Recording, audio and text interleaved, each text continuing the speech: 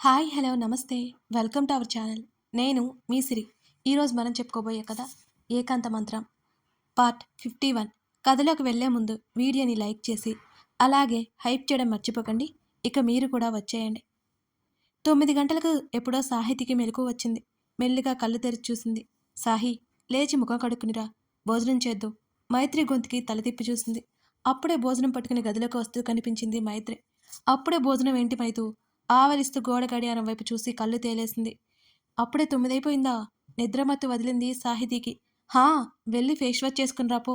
ఇప్పుడు ఒంట్లో బాగానే ఉంది కదా అని అడిగింది మైత్రి. "ఉమ్." వెళ్ళి ముఖం కడుక్కుని వచ్చింది. "నువ్వు భోజనం చేశావా?" అని సాహితీ అడిగింది. "చేశాను. అందరూ చేశారు. అర్జున్ కూడా తింటున్నాడు" నవ్వుతూ చెప్పింది మైత్రి. ఆకలి దంచేస్తోంది మైతో.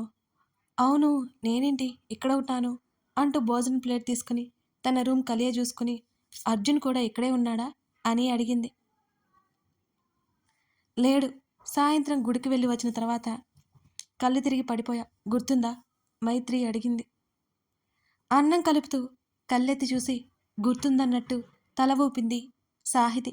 సాహితి భోజనం చేసే వరకు మైత్రి ఏమీ మాట్లాడలేదు. చేతులు కడుక్కుని గదిలోకి వచ్చి అర్జున్ గురించి అడగాలనుకుంది మైత్రి. ఆట పట్టిస్తుందని అడగడం ఆగిపోయింది సాహితి. "నిజానికి ఇవాళ మీ ఫస్ట్ నైట్ అట. నీకు ఆరోగ్యం బాలేదని క్యాన్సిల్ అయిపోయింది" మైత్రి చెప్పగానే కళ్ళు పెద్దవి చేసి చూసింది సాహితి. "నిజమా? నాకు తెలీదుగా. ఉదయం అమ్మ కూడా నాకు చెప్పలేదే" అని ఆశ్చర్యంగా చూసింది.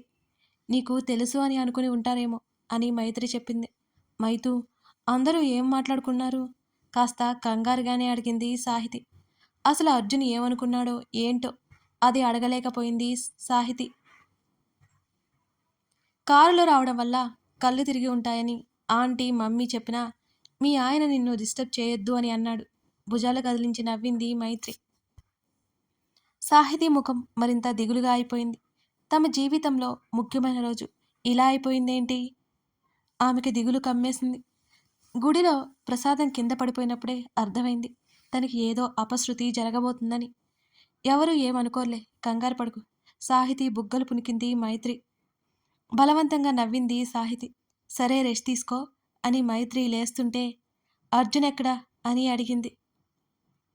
"తినేసి ఇంటికి వెళ్ళిపోయి ఉంటాడు ఈసారి. ఈ పాటికి ఏమీ ఆలోచించకు సరేనా? అక్కడంతా మనవాళ్లే కదా ఉంది, మర్చిపోకు" అని అంది మైత్రి. తల ఊపింది సాహితి. తలుపులు మూసేసి మైత్రి వెళ్ళిపోయింది. తన ఫోన్ కోసం చూసింది సాహితి. అదీ కనిపించలేదు. వెంటనే గబగబా హాల్లోకొచ్చింది. సాహితి నాన్నమ్మ, పెద్దమ్మ, పిన్నిలు, పెదనాన్న, బాబాయ్, అత్త అందరూ అక్కడే ఉన్నారు. అందరూ కుశల ప్రశ్నలు అడగ్గా బావుందన్నట్టు ఓ చిరునవ్వు నవ్వింది సాహితి. కిచెన్లో ఉన్న తన తల్లి దగ్గరికి వెళ్ళిపోయింది ఆమె. "అమ్మా" అటు తిరిగి పని చేసుకుంటున్నా తల్లిని చాలా చిన్నగా పిలిచింది సాహితి. సుప్రజ వెనక్కి తిరిగి చూసి "ఇప్పుడు ఎలా ఉంది సాహి" అని అడిగింది. బావుందన్నట్టు తల ఊపింది సాహితి. "ఏమైనా కావాలా?" సుప్రజ అడిగింది. ఏమీ వద్దు" అంది దిగులుగా ఉన్న తల్లిని చూస్తూ. "పాలివ్వనా?" అని అడిగింది సుప్రజ. వద్దన్నట్టు తలూపింది సాహితి. "అమ్మా, నా మీద నీకు కోపంగా ఉందా?" అని ఏడుపు మొహంతోనే అడిగింది. ఆ మాటకి సుప్రజ ఆశ్చర్యంగా చూసింది. "చచ, నీ మీద నాకెందుకు కోపం ఉంటుందే? నీకేమైందా అని బాగా కంగారు పడిపోయాను. నువ్వు క్షేమంగా ఉన్నావు, అదే చాలు" అంది నవ్వు తెచ్చుకుంటూ సుప్రజ. "మరి ఎందుకు ఇలా ఉన్నావు నువ్వు?" అని సాహితి అడిగింది. అర్జున్‌తో సాహితీ పెళ్లి గురించి తన అత్తగారు నానా మాటలు అన్నది. ఆ విషయాలేమీ కూతురితో చెప్పలేకపోయింది సుప్రజ. "ఏం లేదులే సాహి, అలసటగా ఉంది. ఇదిగో ఈ పని అయిపోతే వెళ్ళి పడుకుంటాను. పని వాళ్ళున్నారు కదా అమ్మా" అని అంది సాహితి. "అన్నీ చూస్తున్నానే. అయిపోయిందిలే, నువ్వెళ్ళి పడుకో. ఎక్కువ ఆలోచించకంటూ కూతురి చెంప మీద చేయి వేసి చెప్పింది ప్రేమగా సుప్రజ. తల్లి ముఖంలో నవ్వు చూసి రిలీఫ్ ఫీల్ అయ్యి అక్కడి నుంచి ఆమె వస్తుంటే "అమ్మాయి సాహి" అంటున్న నానమ్మ మాటలకి ఆమె ఆగిపోయింది. తల తిప్పి చూసింది. అందరూ వెళ్ళిపోగా తన అత్తయ్య, తన నానమ్మ మాత్రమే కూర్చుని టీవీ చూస్తున్నారు. "ఒంట్లో బాగానే ఉందటే?" అని అడిగింది ఆవిడ. బావున్నట్టు తల ఊపింది సాహితి. "నాకు బాగా అర్థమైంది. ఆ పిల్లాడి జాతకం నీ జాతకం కలిసి ఉండదసలు. అందుకే అర్ధాంతరంగా ఇలా మొదటి రాత్రే ఆటంకం ఏర్పడింది. ఒక మాట అడిగితే ఏం పోతుందే ఈ పెళ్లి కుదుర్చుకునే ముందు" అని ఆవిడ అనగానే కళ్ళు పెద్దవి చేసి చూసింది సాహితి. ఆమె కళ్ళ నిండా ఒక్కసారిగా నీళ్లు కమ్ముకున్నాయి. ఎందుకో తెలియని బాధ ఆమెను చుట్టుముట్టింది. అమ్మా! ప్రశాంత్ పిలుపుకి, కాదు కాదు, ప్రశాంత్ అరుపుకి హాల్లో కూర్చున్న తల్లి కూతుళ్ళిద్దరూ ఉలిక్కిపడ్డారు. ఆ అరుపుకి కంగారుగా కిచెన్లో నుంచి బయటకొచ్చింది సుప్రజ. అమ్మా! నోటికి ఎంత వస్తే అంత మాట్లాడడం కాదు. ఎప్పుడు తెలుసుకుంటావో ఏంటో నువ్వు అని తల్లి వైపు కళ్ళెర్ర చేసి చూసి కూతురు భుజం చుట్టూ చెయ్యేసి నడిపించుకుని తీసుకెళ్లాడు ప్రశాంత్. కూతుర్ని ఏదో అన్నారని అర్థమై సుప్రజకు విపరీతమైన కోపం వచ్చింది. తన్ని ఏమన్నా ఊరుకుంది కానీ తన కూతుర్ని ఏడిపించడంతో ఆమెకు విపరీతమైన బాధ అనిపించింది. చూడండి అత్తయ్య, నన్ను ఏమన్నా ఊరుకున్నాను కదా అని నా కూతుర్ని ఏమన్నా అంటే అసలు ఒప్పుకోను. మర్యాద కూడా దక్కదు మీకు. సుప్రజ కసిరినట్టు మాట్లాడి వెళ్ళిపోయింది. ఇప్పుడు నేను ఏమన్నానని వీళ్ళకి అంత కోపం? ఆవిడ అంటుంటే పెద్దవాళ్ళ మాటలు వీళ్ళ బుర్రకు ఎక్కవలేమ్మా, నువ్వు వదిలేయి అన్నది ఆమె కూతురు. ఆ మాటలకి తనదేం తప్పులేదన్నట్టు నిశ్చింతగా ఉంది సాహితీ బామ్మ. రూంలోకి తీసుకెళ్లి బెడ్ మీద కూతుర్ని కూర్చోబెట్టి ప్యాంట్ పాకెట్లో ఉన్న కర్చీఫ్ తీసి సాహితీ చేతికిచ్చాడు ప్రశాంత్. అది తీసుకొని కళ్ళు తుడుచుకుంది. తల అలాగే కిందకి దించిపెట్టుకుంది. సాహితి ఎంత సున్నితమైన మనస్కురాలో ఆయనకి బాగా తెలుసు. సాహి అంటూ కూతురి భుజం చుట్టూ చేయి వేయగానే తండ్రి హృదయంపై తల ఆనించింది. నానమ్మ గురించి నీకు తెలుసు కదా, అలాంటి వాళ్ళ మాటలు అసలే మాత్రం పట్టించుకోకూడదు. వాళ్ళ మాటలన్న వాళ్ళకి కించిత్ కూడా దిగులు ఉండదు. పైగా పడిన వాళ్ళకే దిగులు ఉంటుంది. రేపటికి అందరూ వెళ్ళిపోతారు. నానమ్మ కొన్నాళ్ళు ఉంటుందట. అమ్మ కదా, పంపించలేకపోతున్నాను త్వరగా. పట్టించుకోవద్దు సాహి. కూతురి గడ్డం పట్టుకుని పైకెత్తి నచ్చజెప్పే ప్రయత్నం చేశాడు ప్రశాంత్. నేను బాగానే ఉన్నాను డాడీ. ఎందుకో అలా అనగానే ఏడుపొచ్చింది. ఇప్పుడు ఓకే. తల ఎత్తి తండ్రి వైపు చూసి బలవంతంగా నవ్వింది సాహితి. ఇప్పుడు ఎలా ఉంది? కూతురి తల మీద చేయి వేసి నిమురుతూ అడిగాడు ప్రశాంత్. ఓకే డాడీ అని అంది సాహితి. సరేరా, వెళ్ళి పడుకో అనగానే తండ్రి గదిలో నుంచి తన గదిలోకి వెళ్ళిపోయింది సాహితి. ఆ తెల్లవారుజామునే అందరికీ అక్కడి నుంచి వెళ్ళిపోతున్నారు. చైతన్య, హేమంత్ కూడా వచ్చారు. సాహితికి వీడ్కోలు పలికి గదిలోకి వెళ్ళిపోయారు. అప్పటికే లేట్ అవడంతో బెడ్ మీద కూర్చుంది. తన ఫోన్ కోసం మరోసారి వెతికింది. అది దిండు కిందే ఉండడంతో తల కొట్టుకొని ఫోన్ని చేతుల్లోకి తీసుకుంది. అప్పటికే సమయం రాత్రి 12 గంటలయింది. తన ఊహ నిజమే అయితే అర్జున్ నిద్రపోడు. తన గురించే ఆలోచిస్తూ ఉంటాడు. తనకేమైనా చిన్న సుస్థి చేస్తేనే అతను విలవిల్లాడిపోతాడు. వెంటనే అర్జున్ మొబైల్కి కాల్ చేసింది. 2 రింగుల తర్వాత కాల్ కట్ చేసింది. అతడు మేల్కొనుంటే తనకి కాల్ చేస్తాడు. నిద్రపోతే అతన్ని డిస్టర్బ్ చేయకూడదు అని సాహితి అనుకుంది. మరో 2 క్షణాల్లోనే అర్జున్ నుంచి కాల్ వచ్చింది.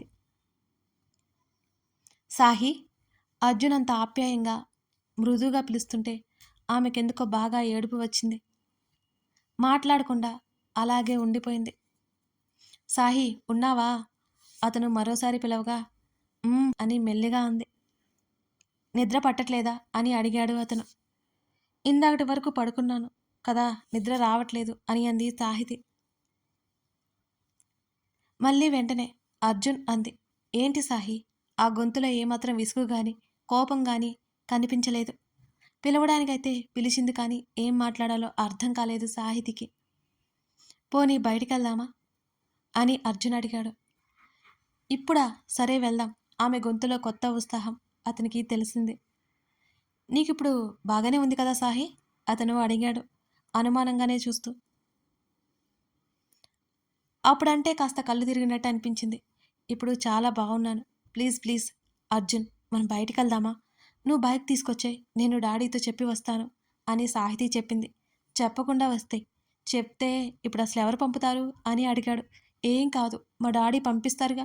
నేను ఫ్రెష్ అయ్యి వచ్చేస్తాను సరేనా? మరో 10 నిమిషాలు వెయిట్ చేయి అని అర్జున్ చెప్పాడు. సరే, స్వెటర్ మఫ్లర్ కంపల్సరీ, బయట చలిగా ఉంది. చిన్నగా నవ్వి అతను కాల్ కట్ చేశాడు. గబగబా చీర తీసేసి నైట్ డ్రెస్ వేసుకుని స్వెటర్ మఫ్లర్ తగిలించుకొని ఫోన్ పాకెట్లో పెట్టుకుని అక్కడి నుంచి తల్లిదండ్రుల గది వైపుకి వచ్చి తలుపు కొట్టింది సాహితి. మరొక నిమిషం తర్వాత ఆవలిస్తూ తలుపు తీశాడు ప్రశాంత్. ఎదురుగా ఉన్న సాహితిని చూసి క్షణం ఆశ్చర్యపోయాడు. మమ్మీ అని మెల్లిగా అడిగింది సాహితి. 4 రోజుల నుంచి ఒకటే పని కదా, అలసిపోయింది, నిద్రపోతోంది అని ప్రశాంత్ అన్నాడు. అది డాడీ, నేను అర్జున్‌తో బయటికి వెళ్ళనా? దించిన కళ్ళను నెమ్మదిగా పైకెత్తి తండ్రి వైపు చూసి మళ్ళీ కళ్ళు దించేసుకుంది సాహితి. బయట చలిగా ఉంది కదా సాహి, కావాలని నవ్వు దాచుకుంటూ అన్నాడు ప్రశాంత్. స్వెటర్ ఉంది కదా డాడీ అని అంది సాహితి. అలకగా ముఖం పెట్టింది. సరే ఏం చేస్తాం వెళ్ళు అని ప్రశాంత్ అన్నాడు. నాకు తెలుసు మీరు ఖచ్చితంగా పంపిస్తారని. అర్జున్తో కూడా నేను అదే చెప్పాను అని తండ్రిని హత్తుకొని ఆమె దూరం జరిగి గబగబా అక్కడి నుంచి కిందకు పరిగెత్తింది. కూతురు వెంటే వెళ్ళి వచ్చిన తర్వాత కాల్ చేసాహి, డోర్ ఓపెన్ చేస్తాను అని చెప్పాడు ప్రశాంత్. సరే డాడీ బాయ్ అని చిరునవ్వుతో చెప్పి గబగబా బయటికి పరిగెత్తింది. అర్జున్తో ఉంటే తన కూతురు ఎంత సంతోషంగా ఉంటుందో మరోసారి రుజువవ్వగానే నవ్వుకుంటూ గదిలోకి వెళ్ళిపోయింది. గదిలో వాటర్ అయిపోవడంతో వచ్చిన విహాస్కి సీన్ అర్థమయ్యి విసుగొచ్చింది. విసుగ్గా గదిలోకి వెళ్ళిపోయాడు. నిద్ర పట్టలేదు అతనికి. ఆమె వచ్చేసరికి ఇంటి ముందు బైక్తో సహా నిలబడి ఉన్నాడు అర్జున్. అతని వైపు చూస్తూనే చిరునవ్వులు చిందిస్తూ బైక్ ఎక్కి వెనక కూర్చుంది. బాగా చలిగా ఉండడంతో అతను జాకెట్ హెల్మెట్తో వచ్చాడు. హెల్మెట్ తీసి సాహితికి ఇచ్చి పెట్టుకో, అంత చలి ఉండదు అని అర్జున్ అన్నాడు. నాకొద్దు అతన్ని వెనక నుంచి హత్తుకుంది సాహితి. అరే, అనవసరంగా తెచ్చాను అనుకుంటూ బైక్కి ముందు వైపుకు పెట్టుకున్నాడు అర్జున్. అతడి జాకెట్కి ఉన్న క్యాప్ అతని తలకి తగిలించింది. అతన్ని హత్తుకొని అతని వీపు మీద తలవాల్చింది. అతడి బైక్ ముందుకి కదిలింది. అక్కడక్కడ విద్యుత్ దీపాలు, వచ్చిపోయే ఒకటో రెండో వాహనాలు, జనసంచారమే తక్కువ. అలాంటి వాతావరణంలో కాస్త భయంగా ఉంటోంది సాహితికి. కానీ అతను ఉండడంతో ఆమెకి ఏమాత్రం భయం కలగలేదు. పైపెచ్చు శిశిరపు తాకిడికి ప్రియుని సాంగత్యంలో మరింత హాయిగా ఉంది సాహితి. రోడ్డుకు ఒక పక్కన బైక్ ఆపి పక్కనే ఉన్న బెంచ్ మీద కూర్చున్నాడు ఆమెతో సహా అర్జున్. అతని పక్కనే కూర్చొని అతని భుజానికి తల ఆనించింది సాహితి. ఆమె భుజం చుట్టూ చెయ్యేసి మరి కాస్త దగ్గరికి తీసుకున్నాడు అతను. వెచ్చటి గూడులా ఉన్న అతడి కౌగిలిలో సాహితి ఒదిగిపోయింది. అర్జున్, నానమ్మ నిన్నేమైనా అందా అని సాహితి అడిగింది కొన్ని క్షణాల తర్వాత. లేదు, ఏం అడిగాడు. జరిగిందంతా అర్జున్తో చెప్పి, నీ కోపం లేదుగా నా మీద? కళ్ళెత్తి అతని వైపు చూసింది. ఆమె ముఖాన్ని పరిశీలనగా చూశాడు అర్జున్. బిగించిన పెదవులు, బెదురుగా చూస్తున్న కళ్ళు, ఆమె తలకి ఉన్న మఫ్లర్, భుజాల మీదుగా కిందకి దూకిన ఆమె బారుకురులు, ఆమె మెడలో కనిపించని పసుపు తాడు, అచ్చం బార్బీ బొమ్మలా కనిపించింది ఆ క్షణం అతనికి. అతడు ఏం సమాధానం చెప్పకుండా తన వైపే అలా చూస్తుంటే అర్జున్ మరోసారి మెల్లిగా పిలిచింది. సాహి, నాకెందుకు కోపం వస్తుంది? అయినా నీ మీద కోప్పడగలనా? ఆ ఊహ కూడా నాకు రాదు. నువ్వేం కంగారు పడకు అంటూ ఆమె కళ్ళల్లోకి చూస్తూ కళ్ళార్పాడు అర్జున్. సారీ, కళ్ళు పూర్తిగా దించేసుకుంది సాహితి. సాహి, మన మైండ్ పొల్యూట్ చేయడానికి కొందరుంటారు సాహి. అవన్నీ పట్టించుకోవచ్చా చెప్పు? ఇక్కడ కూడా ఆ విషయాలు ఎందుకు? అవన్నీ వదిలేసి కాసేపు ప్రశాంతంగా ఉండు అని అర్జున్ మరొకసారి ఆమె భుజం మీద తడుతూ చెప్పాడు. అతని చేతిని చుట్టుకొని చుట్టూ గమనిస్తోంది. ఎటు చూసినా చీకటి. వాళ్ళకి కాస్త దూరంలో విద్యుత్ లైట్ ఆగుతూ వెలుగుతూ కనిపించింది. చెట్ల ఆకులు నిశ్చలంగా ఉన్నాయి. అర్జున్, మనం ఎక్కడికైనా వెళ్దామా? కాసేపు తర్వాత చెప్పింది సాహితి. ఆమె వైపు తల తిప్పి చూస్తూ ఎక్కడికి వెళ్దాం చిరునవ్వుతో అడిగాడు. ఎందుకో భయం పట్టుకుంది సాహితికి. చుట్టూ ఉన్న మనుషుల వలనో లేక పరిస్థితుల వలన. ఎక్కడికి అంటే అని ఆలోచించి, బీచ్ ఉండే ఊరి తీసుకెళ్ళు అంతే. నువ్వు నార్త్ ఇండియా టూర్ మాత్రం వేయకు, చలికి గడ్డకట్టుకుపోతాం అని సాహితి కళ్ళు తిప్పుతూ అన్నది. సరే మరి, నువ్వే నీకు నచ్చిన ప్లేస్ ఒకటి చెప్పు అని అర్జున్ అన్నాడు. వైజాగ్ పోదాం అర్జున్, అక్కడ బీచ్ ఉంటుందిగా, చూసినట్టు కూడా ఉంటుంది. నేనెప్పుడు వెళ్ళలేదు అని సాహితి అంది. సర్లేండి, ఇష్టం. 1-2 రోజుల్లో ప్లాన్ చేద్దాం అని అర్జున్ అన్నాడు. రేపే వెళ్దాం కుదరదా అని అడిగింది వెంటనే. రేపటికి రేపంటే ఎలా? అక్కడ మంచి ప్లేస్ చూడాలి. ముందు ఇంట్లో చెప్పాలి. అక్కడ మనకి ఉండడానికి ఏ లోటు లేకుండా ఉండాలి. అన్నీ చూసుకోకుండా ఎలా వెళ్దాం చెప్పు అన్నాడు ఆమె చెంప మీద చేయి వేసి బుజ్జగిస్తున్నట్టుగా. సరే, వీలైనంత త్వరగా వెళ్దాం పెదవులు బిగించి చెప్పింది సాహితి. అలాగే మేడంచి. అర్జున్ చిరుకోపంగా చూసింది. సాహితిని చూసి నవ్వేశాడు. నవ్వుతున్న అతని తలకి కాస్త పైన చందమామ కనిపిస్తోంది. నీకంటే నా అర్జునే బావున్నాడు. చంద్రుని వైపు కళ్ళు తిప్పి అనుకుని అతని వైపు చూసింది సాహితి. ఆమెను మరోసారి దగ్గరికి తీసుకున్నాడు మరింత ఆప్యాయంగా, మరింత ప్రేమగా. ఆమెకు నిద్ర వచ్చే వరకు అక్కడే గడిపి ఇంటికి బయలుదేరారు ఇద్దరు. అతను కూడా ఆమెతో పాటుగా. కథ కొనసాగుతోంది. ఇదన్నమాట సంగతి. మీరు డైలాగ్స్‌లో గానీ, బ్యాక్‌గ్రౌండ్ స్టోరీలో కానీ ఏదో ఒక పాయింట్ ఉంటుంది. ఒక సస్పెన్స్ అయితే తప్పకుండా ఉంటుంది.